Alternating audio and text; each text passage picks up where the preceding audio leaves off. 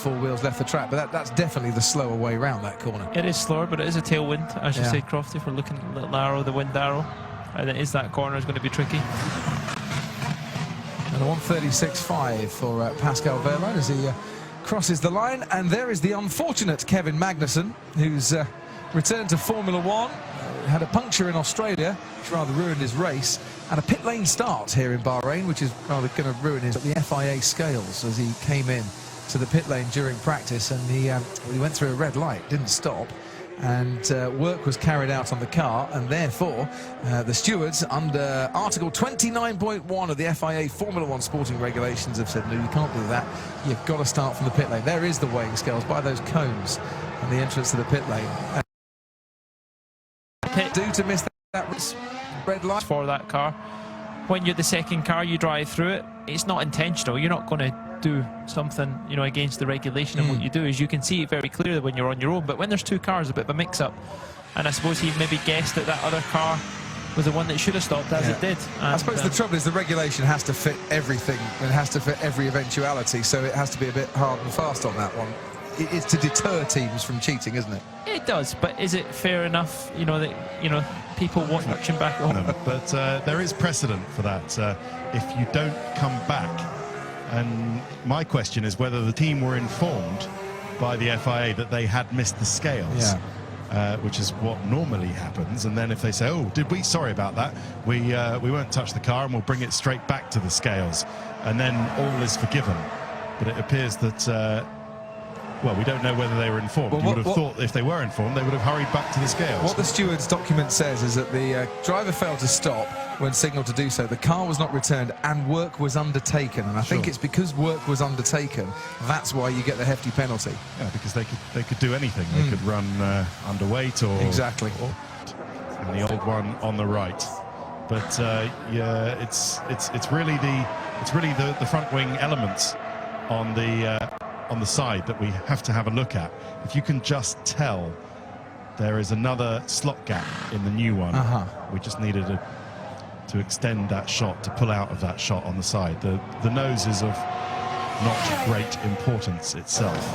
It's the complexity of the front wing elements on the side, which is really sort of next generation cutting edge stuff that Williams have brought with this new front wing.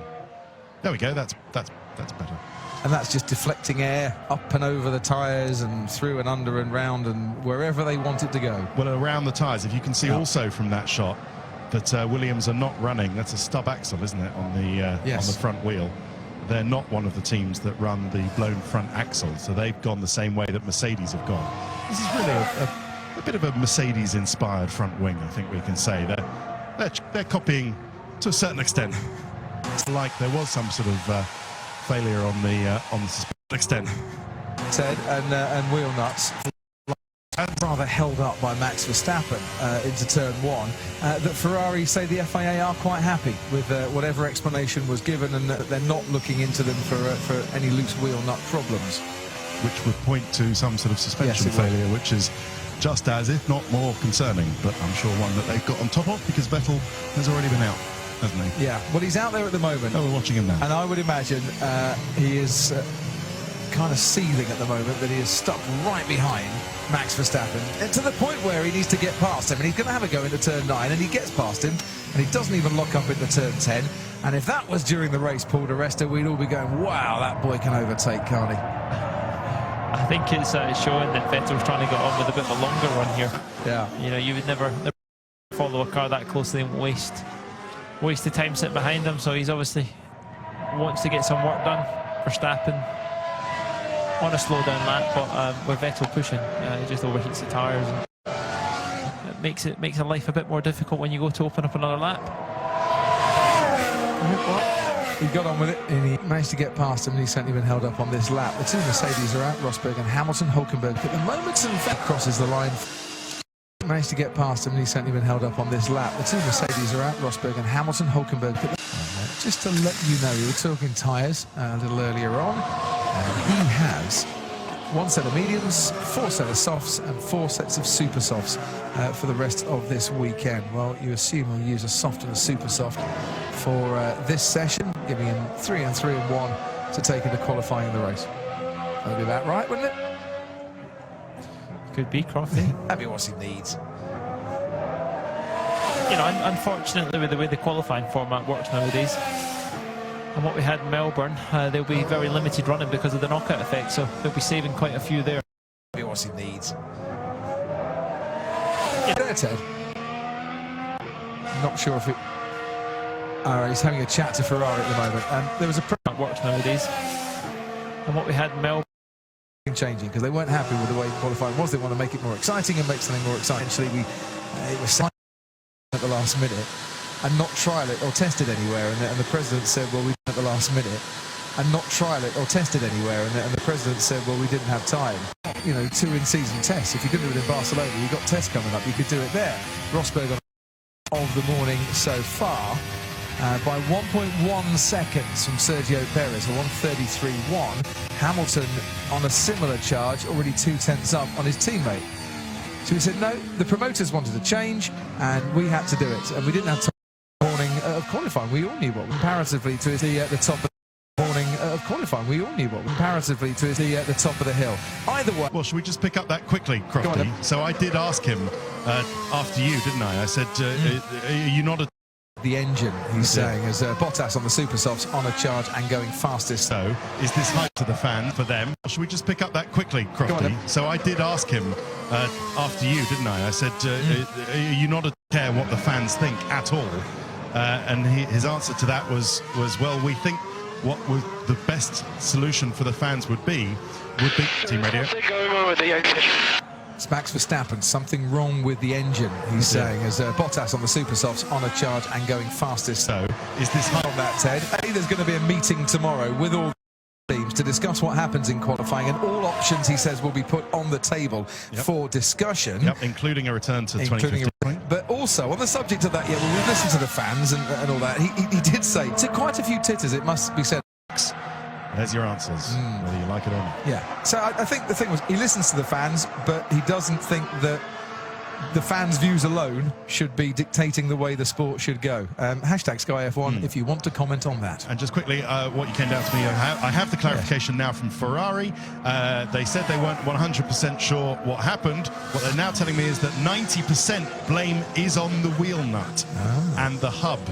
So they think maybe, obviously, we have a very thin tread, only 2 or 3 turns of these wheel nuts, complete 360 turns before they are done up tight. And they think it was a failure of the hub, that maybe the thread on the hub wasn't sufficiently deeply cut, and that the wheel nut for some reason worked its way loose in those. Okay, stay out. I'm draining the battery like hell. All right, this is Max Verstappen. Stay out. And Paul, a battery issue? Sounds like it. He's obviously getting information, but the team are obviously keen to see if it's obviously going to recharge. Maybe it's change that battery pack. Compound tyreage. Back to a couple of your tweets in a moment on the qualifying system. But let's just watch Raikkonen over the line. Bottas on the super soft tyre. Raikkonen now goes quicker on the soft tyre. It's a good run.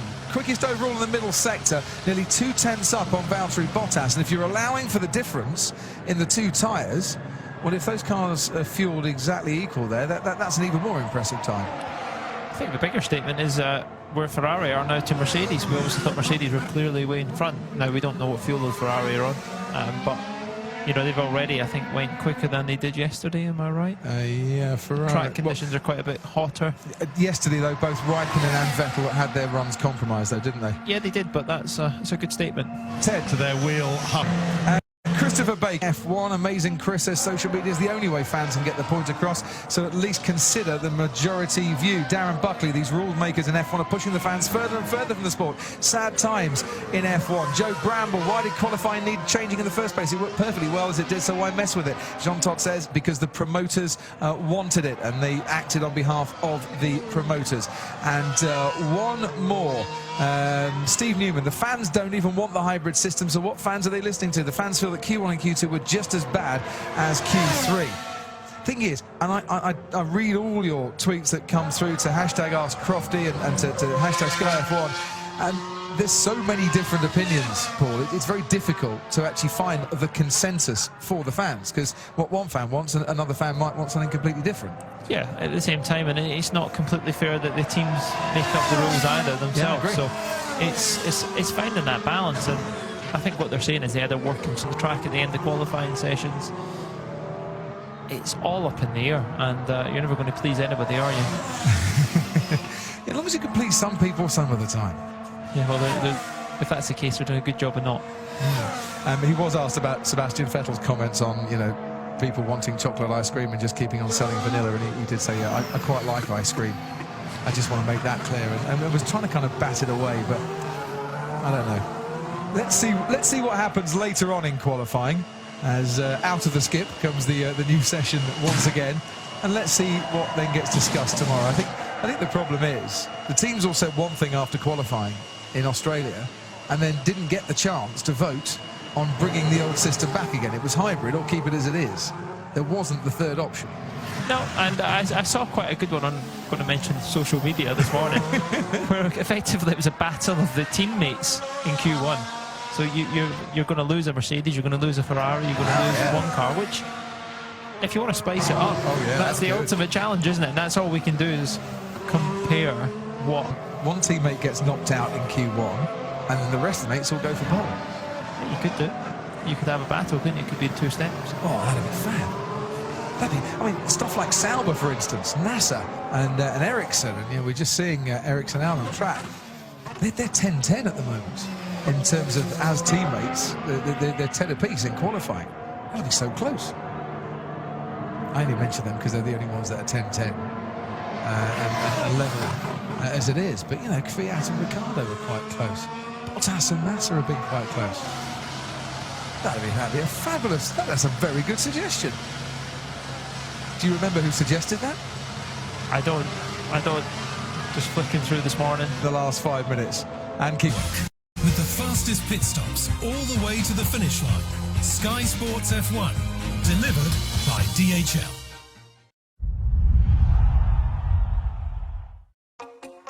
And he has only got one set left that he's got to keep... That can't be right then. I've got that Jenson Button has only one set of medium tyres left. What do they actually bring McLaren to the race itself? They brought 3 sets of mediums. I wonder if that tyre data is actually wrong, because he's got to keep one set back for the race. And you hand 2 sets back, don't you, after the session? Maybe he's going to go a soft and a super soft and hand those back then. Yeah, I'm sure he used 2 sets of mediums today in FP1. Well, maybe it is. Maybe their data's saying because of the cooler temperatures, and that maybe they're looking at it that it's definitely not going to be a 2-stop in their eyes either. They need to do 3 stops. So. Yeah. But Jensen's problem in Australia was they did 1 stop too many. But if he's using these medium tyres now, you don't expect they're going to be used during the race. Why is Felipe Massa just let Pascal Wehrlein past him? I think they've got some groundwork to do. Right, they just... You ask me. He's going to run wide, isn't he? Yeah, just a little bit too much minimum speed. Able to keep his foot in it, though. Just a little bit too much minimum speed.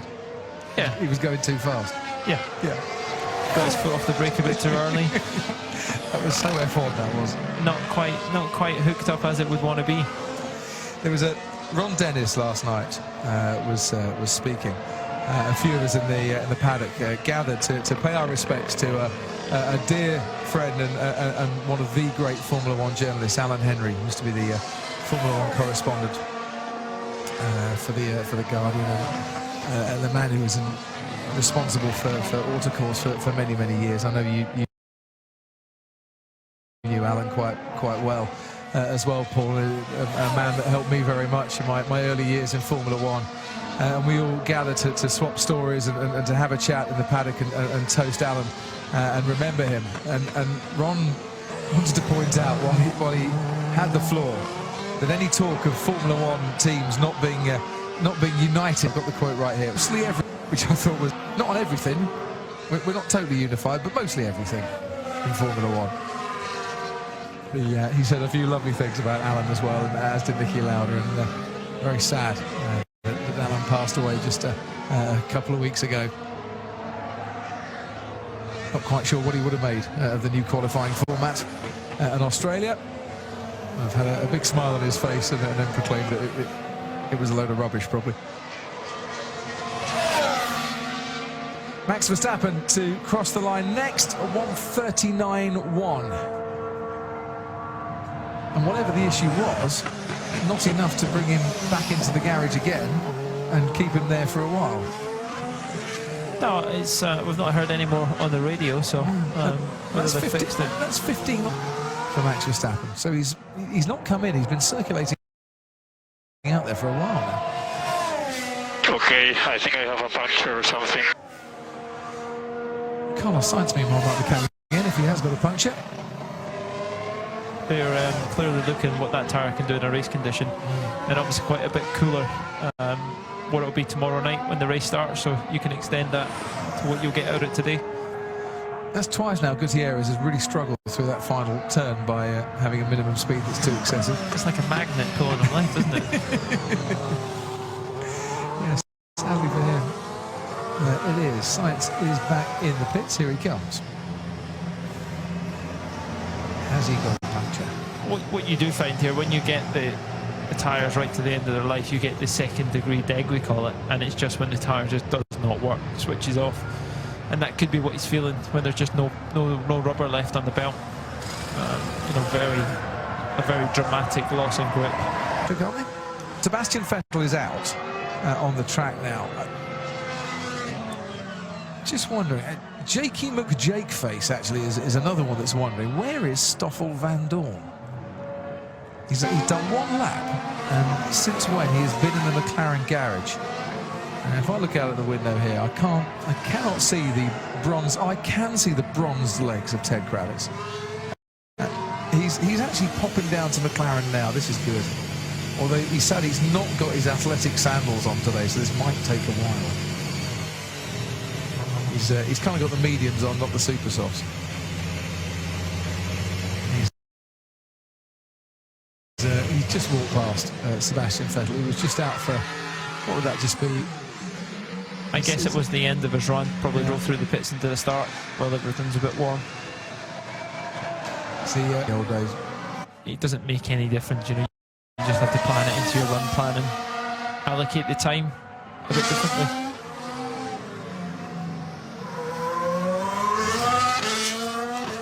Thank you to every single one of the hundreds of you that have tweeted about what you think about qualifying and what you think.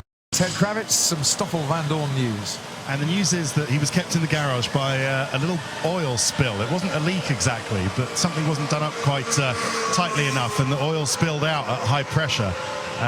And they had to mop it up, refill the system, and then get everything tight up again. And now he is just finished that work, and Stoffel will be going out in just a moment. Crofty, have you got to the next year's rules section of the Todd FIA Charlie Whiting? Is that right? Well, they need to be the familiar knock and growl of the Honda engine behind me as they use their HCCI. Google it if you don't know what we were talking about yesterday. Yes. It's a combustion method, effectively, that Honda and Mercedes and all the top engines are using. But Honda also cut cylinders to save fuel much more than anybody else. If you've all been wondering why that Honda engine sounds rough as now and again. But yeah, it's April the 30th, so in 28 days' time, we need to have agreement on the next year's rules, the aero rules, and Pirelli need to know for the tyres as well. But the biggest question for me, Crofty, and for you was, are these changes and this mandate that the technical guys have been tasked with to make the cars harder to drive and faster, is that actually the right thing, and will it make racing and overtaking and following cars any easier? The answer Charlie Whiting gave, he says, well, we know it's not going to make it any harder. Okay, that doesn't mean that it's going to make it any easier. I pressed him on that after you had to leave, Crofty, and go up to the commentary box. I said, look, you know, is there really nothing you can do to make following easier? He said, we've listened to the drivers, we've listened to the teams. What their complaint is a lot of the time when you're following and you lose front grip due to the dirty air is that the tyres go off. Yeah. So what we've tasked Pirelli to do is to make sure they come up with a tyre grade. It didn't do it to allay my fears and many others in the room. I suspect that we're going to go to a lot of expense and a lot of thought and a lot of cost next year to come up with rules that don't help cars follow closer and therefore doesn't help the racing any more than we have now. And the headline... I'm very afraid to say. Ted, I share your concerns. I really do. And, you know, Paul, as we watch Stoffel Vandoorne here, I'll put this question to you. Yesterday, we saw Nico Rosberg poodle around this track at quite a decent speed. In fact, his time of 1:31.001 was the quickest here in Bahrain since the end of the 3-litre V10 era back in 2005. And we all thought, oh, wow, that's brilliant when we saw the time come up. Well done, yeah, fast time. But, you know, times were 3.5, 4 seconds at the time, and was spectacle enhanced by the fact we're 4 seconds a lap faster, because that's going to be the headline for next year, isn't it? Cars are going to be faster on the track, 4 seconds a lap faster. Doesn't change anything, does it, when the cars following each other? Exactly. Is it a case of just the tyre? So, you know, the tyres do not degrade that quickly. It comes down to downforce and a combination, and yeah, I push on, but something needs to be done. Something needs to change. The defending world champion here, who put on a very impassioned kind of plea at his press conference on Thursday about the new regulations. And Lewis Hamilton said that drivers need to be physically exhausted at the end of the race. He said we need to be able to go flat out for every lap, not all this fuel economy. The fans want to see wheel-to-wheel racing. They want to see battles all the time. They can't see us making all these changes on the steering wheel, and even if they did, they don't want to see that. Fans want wheel-to-wheel racing. He said, I can get out of a car and I tell you I can go and do another race distance. I'm not physically exhausted, and I should be. And he said, yeah, this is a great sport. It's a sport that he loves and we all love. And he said it could be the greatest sport on the planet, but we're not going in the right direction. Now, when the world champion says that, and the other drivers kind of say that as well, that's where you have a modicum of sympathy for the GPDA, that maybe their views aren't being listened to, especially when it comes to 2017 and beyond. Yeah, absolutely. At the same point, when you win a race, you've obviously got the best car. It's easiest to drive. Yeah, but... So racing. But when you're a best car, yeah, you want to be pushing, you want to be able to push for the whole race, but does it open up to options for other people? I think what he's saying, Ted, though, and I'll bring you in on this as well, is that actually he'd quite like not to have a car that is so dominant. He wants to have that battle and go and win a race. Indeed, and this is all good stuff from the drivers, and we hear it, you know, Thursday. I heard it from Sergio Perez, who said it's not about the speed, it's about how easily cars can race each other.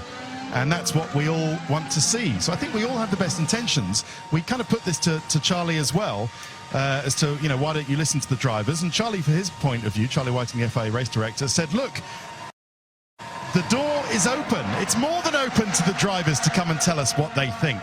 In fact, the drivers get the agenda of every sporting and technical meeting we have. And there is an open invitation. Charlie said, I want the drivers to come to these meetings to say what they think. I want the drivers to come and tell me how difficult it is to follow and overtake and pass. The drivers are invited to every technical and sporting meeting, so I want more of them to come. Are we to take from that, Paul, that the drivers are invited?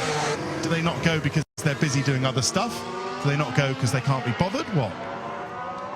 Well, I think that's why the GPDA is around. You know, their opinion, they're united as they want to drive the sport forward, and you know, that's a good thing. I think the voice is becoming a bit stronger. They want better cars to drive and better races. I will, but sometimes they may get somewhere like they have done in other opinions that have gone on, and I think everybody's of the same opinion. They want a better job. Super soft tyres on. Nico Rosberg's just gone quickest again, 1:32.1, 7/10 ahead of Kimi Raikkonen. We have two purple sectors from Lewis Hamilton, first and second. Now, he's pushed hard, as he has done before at the start of a lap, but he's actually hooked it up in the middle of the lap as well. And I wonder, are we going to see Lewis Hamilton on top for the first time? No, we're not this weekend, because his final sector was a couple of tenths down. And once again, Nico Rosberg, about 11 minutes to go here, you rather feel he's going to go into qualifying as the fastest man on the track for all three practice sessions. Just the last sector again, isn't it? It's just hanging on that little bit longer, but Lewis just missed the... Hard in the start. because it's been a consistent theme all weekend long. Yeah, it could be go and tell him your answer. It's not a problem. Could have been slightly different approach. You know, the way they break drums and the way they transfer the heat into the tyre. Different run programs. Maybe Mercedes are, you know, consciously doing that to see what's the better option for qualifying. You know, it's a team effort here. Are you comfortable on that fence today? I am comfortable. Good man. I like that. Kimi Raikkonen, meanwhile, could he be the man then, now on the super soft tyre, to push Mercedes that little bit closer? Straights and how much tyre you have left, and the Ferrari. 100th representative of their true pace this weekend. Have they turned the engine up? Mercedes not. Are they running lighter? We'll only find out come qualifying, but for the time being, does it look like game on here? Yeah, that would probably account for, I mean, I'm going off the top of my head here, that would probably account on fuel. Just over 10 kilos, they would have to be lighter just on fuel. But we know Mercedes, when they turn the engine up, what it looks like, they get a bit more of an advantage, and I would guess it's a bit more than that. Have Ferrari saved that? But I think a few people would probably fancy them at this weekend long. Very a jaunty spring in his sandals as he's walking along the pit lane at the moment. Ted? Well, you mean I'm just thinking Mercedes going for an seventh front row lockout in succession, but it might just be that, I think that your investment is safe. I think our bet. Well, let's reasons I had. I think a few people would probably fancy them at this weekend. Mercedes going for an seventh front row lockout in succession, but it might just be that, I think that your investment is safe. I think our bet. Well, let's reasons I had for tipping Ferrari at the beginning of the weekend, and I remain happy with them. And let's discuss this on lap 56 tomorrow afternoon. Yeah, or leave it to lap 57. You wouldn't want to put the curse on them tomorrow. Johnny Herbert, by the way, is tipping Lewis Hamilton for this race.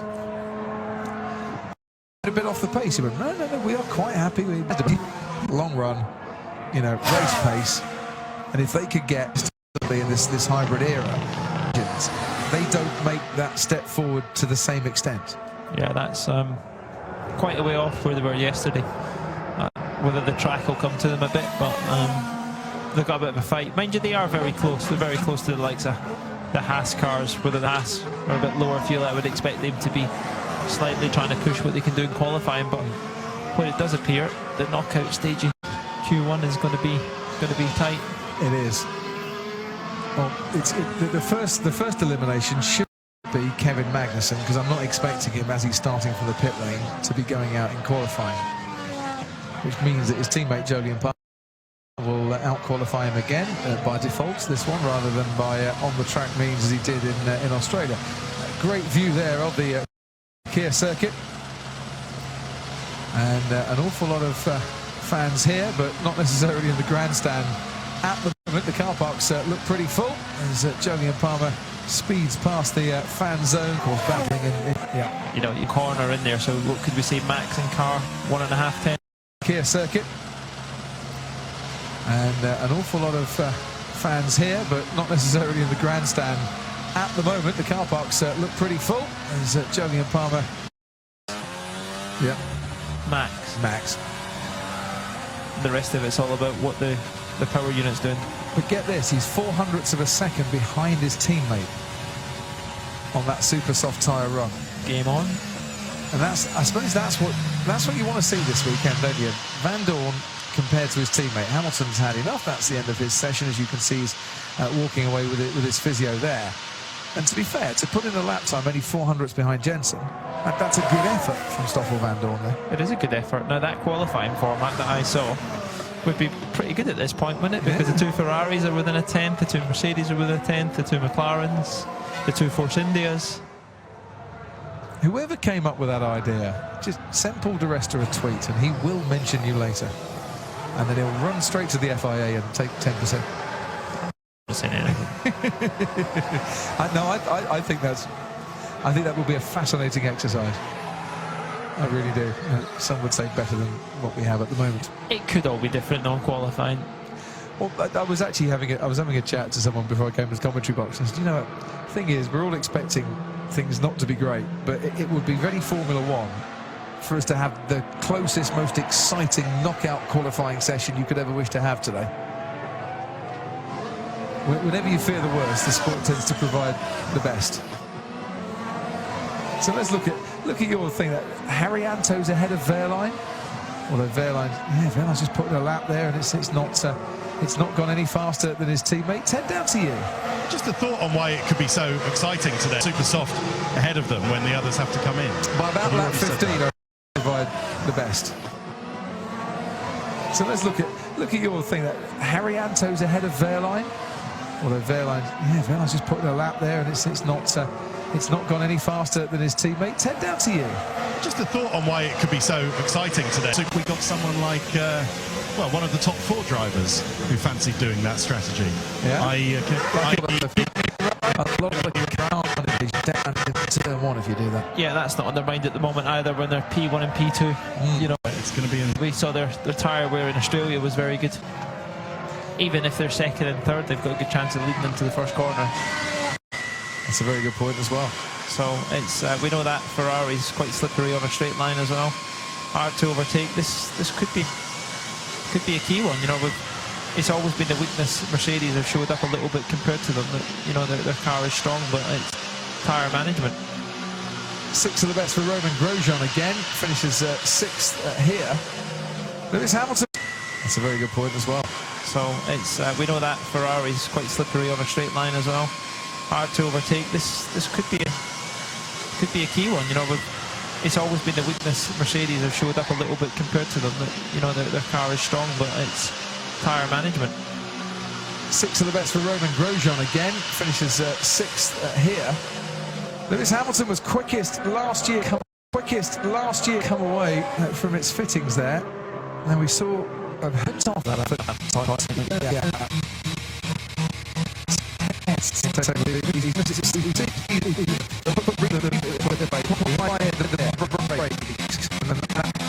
He went off onto the curves. Either way, he's gone wide, picked up a load of debris, but if the puncture was already happening by that stage, nothing he could have done about it. Is this a tough circuit? In terms of punching by that stage, nothing he could have done about it.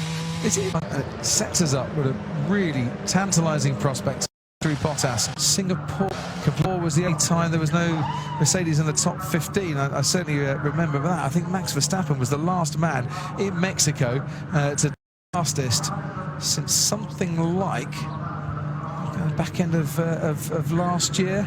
Singapore was the only time there was no Mercedes in the top 15. I certainly remember that. I think Max Verstappen was the last man in Mexico to top a session.